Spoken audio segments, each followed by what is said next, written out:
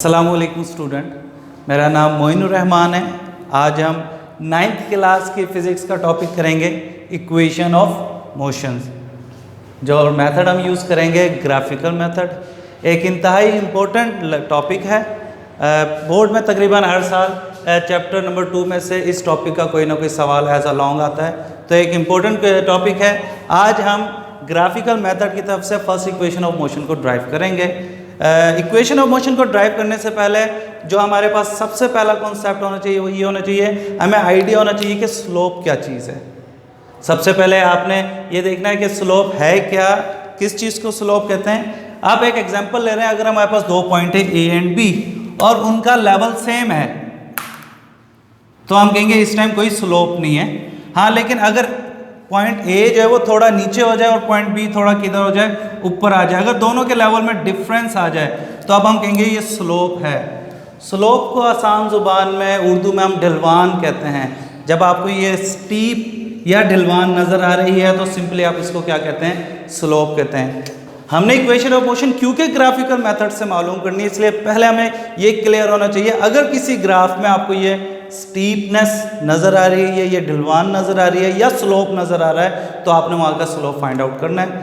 तो इसके बाद हम देखते हैं कि स्पीड टाइम ग्राफ होगा हमारा, जिसकी मदद से हमने इक्वेशन ऑफ मोशन को क्या करना है, ड्राइव करना है। सिंपली अगर आपके पास कहीं पे भी स्लोप है तो स्लोप को मालूम कैसे करना है, मालूम करने का सिंपल तरीका है, अगर कोई पॉइंट ए है और पॉइंट बी है, दोनों डिफरेंट हाइट पे, तो वहाँ पे स्लोप है। स्लोप मालूम करने के लिए सिंपली आप देखें कि इसका परपेंडिकुलर कितना है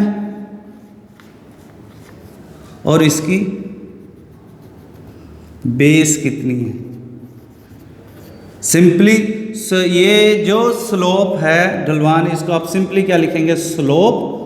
और स्लोप मालूम करने का सिंपल फार्मूला है, अगर आपने कहीं पे भी स्लोप मालूम करना है, स्लोप का फार्मूला है परपेंडिकुलर ओवर बेस। किसी भी ग्राफ का स्लोप आप इसी फार्मूले से मालूम करेंगे, परपेंडिकुलर ओवर बेस। सपोज हमारे पास एक ग्राफ है वेलोसिटी टाइम ग्राफ या स्पीड टाइम ग्राफ। हम इक्वेशन ऑफ मोशन जब ड्राइव करेंगे ये तीनों, तो हम स्ट्रेट लाइन मोशन लेंगे। उसकी फ़ायदा ये है कि हमें वेलोसिटी के बजाय सिंपल स्पीड का नाम यूज़ करना पड़ेगा, डिस्प्लेसमेंट के बजाय सिंपल डिस्टेंस। इस चीज़ों को सिंप्लीफाई करने के लिए एक स्ट्रेट लाइन मोशन हम लेते हैं। तो आप इसको स्पीड टाइम ग्राफ बोल दें या वेलोसिटी टाइम ग्राफ बोल दें। सपोज ये हमारे पास एक वेलोसिटी टाइम ग्राफ है और इस ग्राफ में हमें ये क्या नज़र आ रहा है, स्लोप, ये जो रेड कलर में नज़र आ रहा है।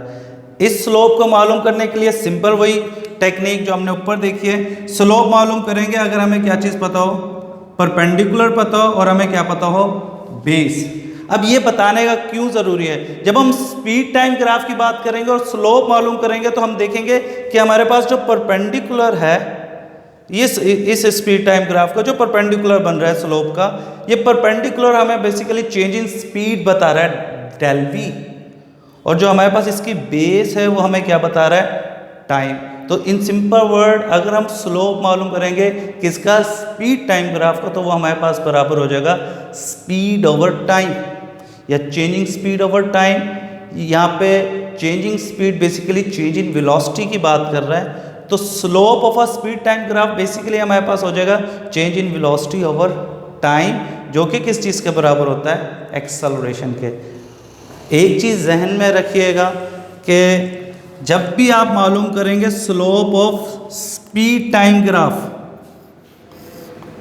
Slope of speed time graph हमेशा आपको किसकी इंफॉर्मेशन देगा, एक्सेलरेशन की। ये चीज़ बिल्कुल क्लियर होनी चाहिए। अब हम आते हैं अपने उस ग्राफ की तरफ जिसकी मदद से हमने इक्वेशन ऑफ मोशन ड्राइव करनी है। आज हमारा फोकस रहेगा just first equation of motion.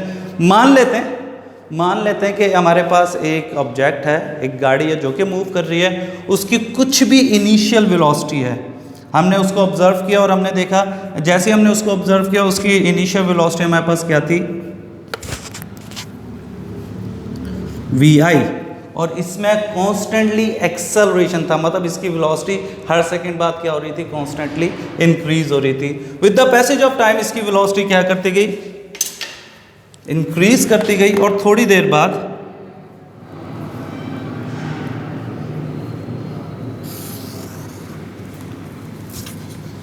हमें इसकी वेलोसिटी क्या मिली यहाँ पर, वी एफ।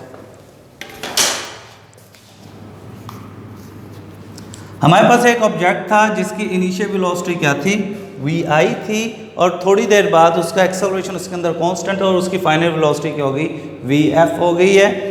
हमारे पास इसका ये जो पॉइंट है इसको ए से शो किया गया बुक के अंदर,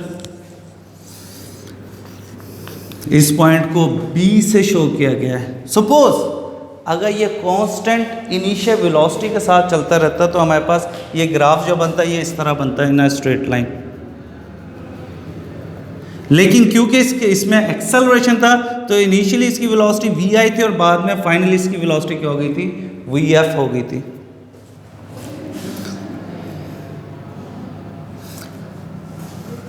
हमारे पास ये पॉइंट जो है ये पॉइंट ए है, इस पॉइंट को बी बोला गया है बुक के अंदर।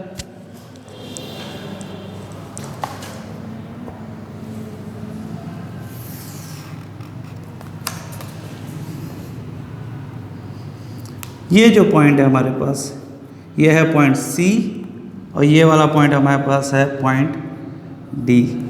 अब ये हमारे पास एक ग्राफ है, इस ग्राफ की मदद से हमने 3 इक्वेशंस ड्राइव करनी है। आज हम सिर्फ ड्राइव करेंगे first equation of motion. Graph की आपको अंडरस्टैंडिंग होनी चाहिए कि हमने ये उस चीज़ का ग्राफ बताया जब हमने स्टार्ट ऑफ द मोशन था, जब हमने उसको ऑब्जर्व करना शुरू किया when t is equal to 0 था, उसके पास कुछ ना कुछ इनिशियल वेलोसिटी v आई थी और उसके बाद कॉन्स्टेंटली उसकी वेलोसिटी क्या होती गई, इंक्रीज होती गई, मतलब उसके अंदर कॉन्स्टेंट एक्सेलरेशन था। पर थोड़ी देर बाद, थोड़ा टाइम गुजरने के बाद उसकी फाइनल वेलोसिटी क्या हो गई, वी एफ हो गई। स्पीड टाइम ग्राफ में एक चीज़ जहन में रखिएगा, स्पीड टाइम ग्राफ की जितनी भी वर्टिकल लाइंस आप देखेंगे वो आपको स्पीड की इंफॉर्मेशन देंगी, और हॉरिजॉन्टल लाइंस जिस तरह ये वाली लाइन है या ये वाली लाइन है ये आपको किसकी इंफॉर्मेशन देंगी, टाइम की देंगी। तो हम आते हैं अब इस ग्राफ की मदद से हमने फर्स्ट इक्वेशन ऑफ मोशन को ड्राइव करना है।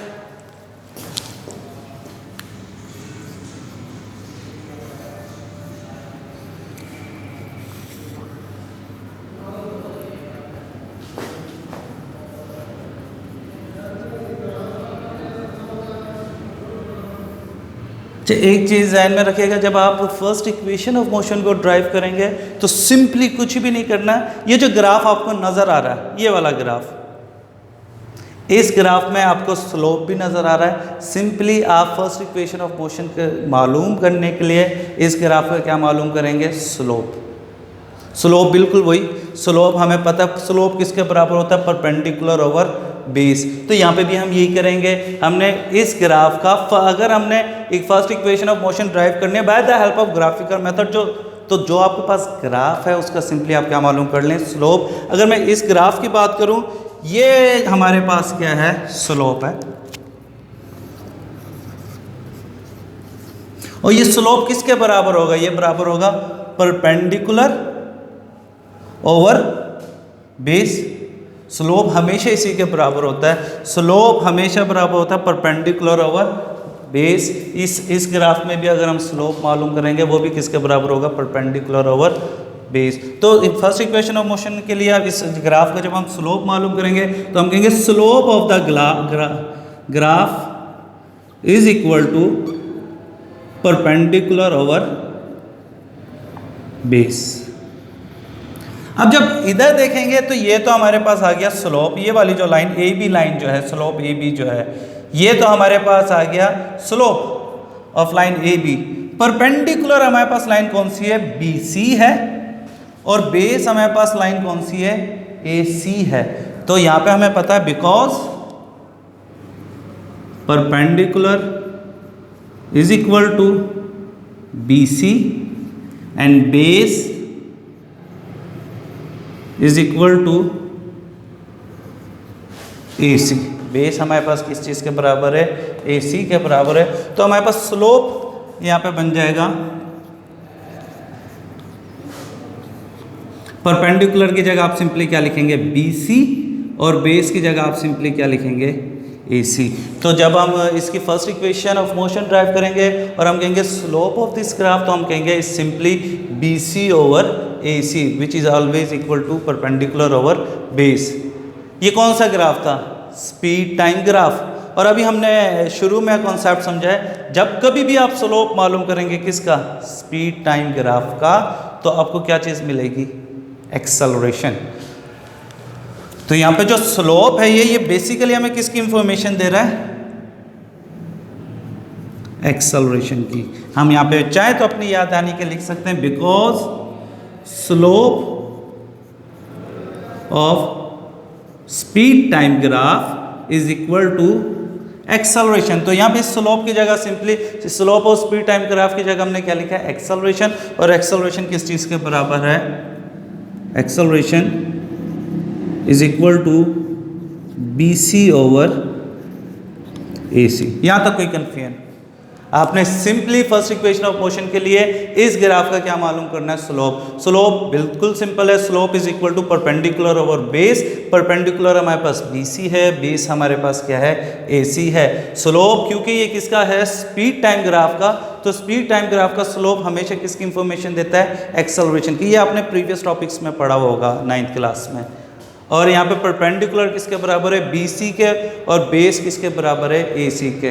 कोई मसला है यहाँ पे, नो कन्फ्यूजन। अच्छा, हम आगे आप देखते हैं कि BC को कैसे मालूम करेंगे और AC की वैल्यू कैसे पता चलेगी। अगर आप बात करें तो ये जो लाइन है, ये इतनी लाइन, ये हमारे पास क्या है, BC है।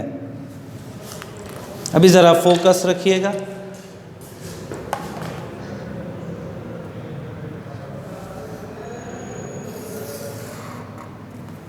अगर यहाँ से लेके यहाँ तक की मैं लेंथ देखूं, जो कि क्या चीज़ है, BD है, BD है। BD जो है हमारे पास किसकी इंफॉर्मेशन देता है, VF की। तो यहाँ से लेके यहाँ तक हमारे पास क्या है, BD, और यहाँ से लेके यहाँ तक हमारे पास क्या चीज़ है, CD।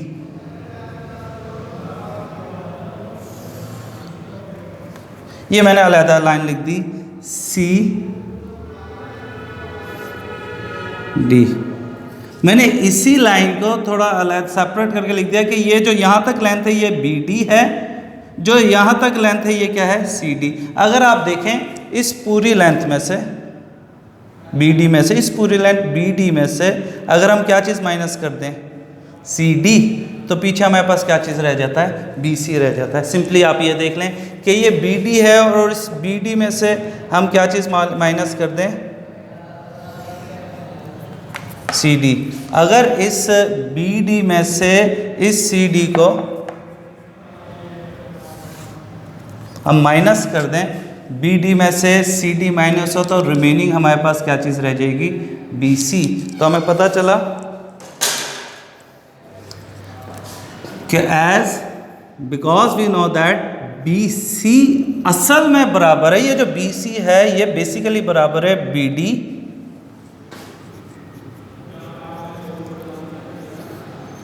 Minus CD। अगर इस BD में से क्या चीज़ माइनस कर दें, CD। BD में से अगर क्या चीज़ माइनस कर दें, CD माइनस कर दें, तो रिमेनिंग हमारे पास क्या रह जाएगा, BC रह जाएगा। तो BC हमारे पास बराबर है BD माइनस CD। कोई मसला?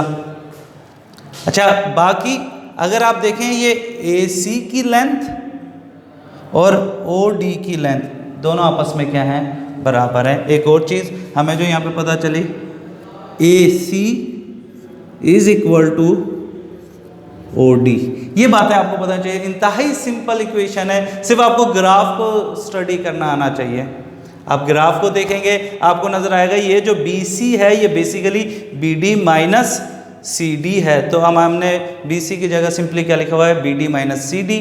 और जब आप AC की लेंथ देखेंगे तो वो लेंथ किस चीज़ के बराबर है, बिल्कुल OD के बराबर। हम सिंपली AC की जगह क्या लिख सकते हैं, OD लिख सकते हैं। तो मैं लिख सकता हूँ, अगर मैं इसको फर्दर आगे चलूँ, कि slope of this graph is equal to perpendicular या BC over AC। Slope of speed time graph information देता है एक्सेलरेशन की, तो मतलब acceleration is equal to BC over AC। और हमें पता चला कि BC किस चीज़ के बराबर है, BD माइनस CD के, और AC किसके बराबर है, OD के। ये वैल्यूज BC की वैल्यू यहाँ पे पुट कर दूंगा, AC की वैल्यू किधर पुट कर दूंगा यहाँ पे, तो हमारे पास एक्सेलरेशन कुछ इस तरह बन जाएगा। Acceleration is equal to B C की जगह मैं सिंपली लिखूंगा B D minus C D, और ए सी की जगह सिंपली मैं यहाँ पे अब क्या लिख दूंगा ओ डी।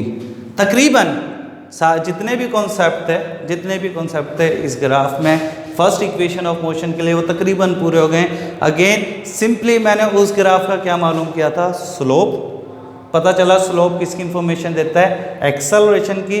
फिर एक्सेलरेशन के बाद मैंने सब्स्टिट्यूट की बी सी की वैल्यू, फिर मैंने सब्स्टिट्यूट की किसकी, ए सी की वैल्यू। तो अब एक्सेलरेशन किस चीज़ के बराबर आ रहा है, B D minus C D over O D.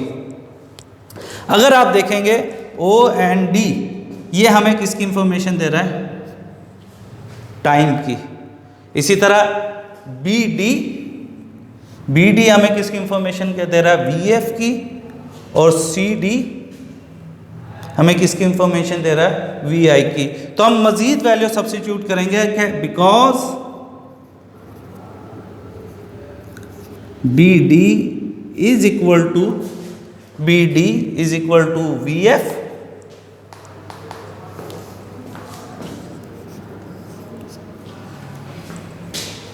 C D is equal to V आई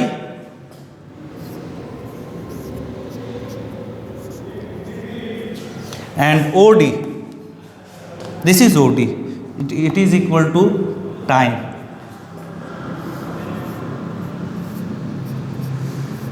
अब सिंपली इस इक्वेशन में हम BD, CD और OD तीनों की वैल्यू को क्या कर देंगे, सब्स्टिट्यूट कर देंगे। That would be very simple. BD की जगह उसकी वैल्यू लिखेंगे विच इज़ VF, CD की जगह उसकी वैल्यू लिखेंगे विच इज़ VI, OD की जगह उसकी वैल्यू लिखेंगे दैट इज़ T। जब आप वैल्यू सब्स्टिट्यूट करेंगे आपके पास first equation of motion drive हो जाएगी like this. A is equal to, जब आप वैल्यू पुट करेंगे A बराबर है BD की जगह आप सिंपली क्या लिखेंगे, VF। CD की जगह क्या लिखेंगे, VI, एंड OD की जगह क्या लिखेंगे, टाइम T। T यहाँ पे डिवाइड और उधर जाके क्या हो जाएगा, मल्टीप्लाई हो जाएगा।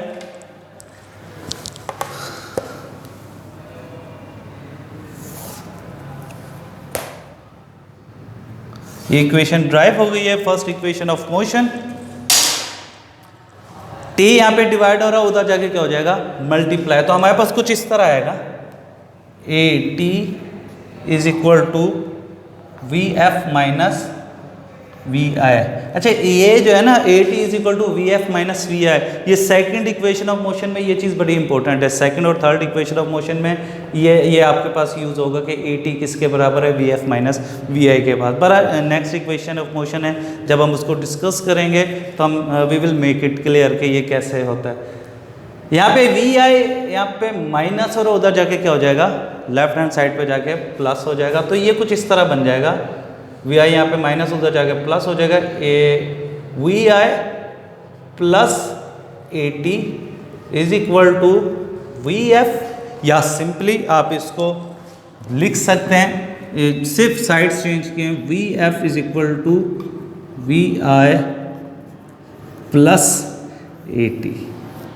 That is our first equation of motion.